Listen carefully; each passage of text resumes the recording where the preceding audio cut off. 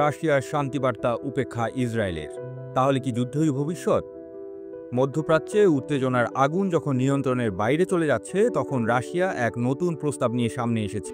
President Vladimir পুতিনের পক্ষ থেকে জানানো হয়েছে, রাশিয়া ইরান ও ইসরায়েলের মধ্যকার সংঘাত নিরসনে মধ্যস্থতার দায়িত্ব নিতে প্রস্তুত। কিন্তু অবাক করার বিষয় হলো, ইসরায়েল সেই প্রস্তাবে সাড়া দেয়নি। প্রশ্ন উঠছে, কেন এই শান্তি প্রস্তাব ফিরিয়ে দিল ইসরায়েল? তারা কি আলোচনার বদলে সংঘাতের দিকেই এগোতে চাইছে? ক্রেমলিনের মুখপাত্র দিমিত্রি পেসকভ জানিয়েছে, রাশিয়া উভয় পক্ষ, ইরান ও ইসরায়েল দুজনেরই সাথে সম্পর্ক বজায় রেখেছে এবং এই কূটনৈতিক সম্পর্কের ভিত্তিতেই তারা আলোচনার উদ্যোগ নিতে চেয়েছিল। কিন্তু এখন পর্যন্ত ইসরায়েলের পক্ষ থেকে কোনো আগ্রহ দেখানো হয়নি, বরং ইসরায়েল রাশিয়ার এই মধ্যস্থতার প্রস্তাব অপ্রয়োজনীয় এবং অপ্রাসঙ্গিক বলে উল্লেখ করেছে।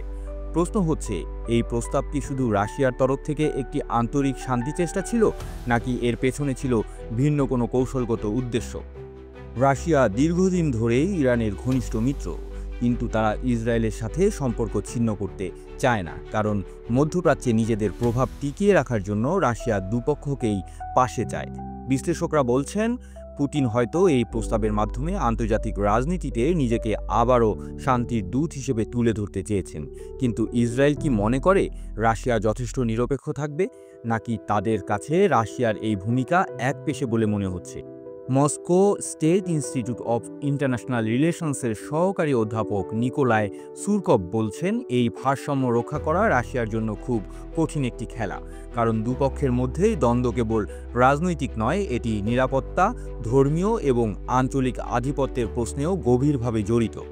এই পরিস্থিতিতে সবচেয়ে গুরুত্বপূর্ণ প্রশ্ন, যদি আলোচনার পথই বন্ধ হয়ে যায়, তাহলে কি যুদ্ধই হয়ে উঠবে একমাত্র সমাধান?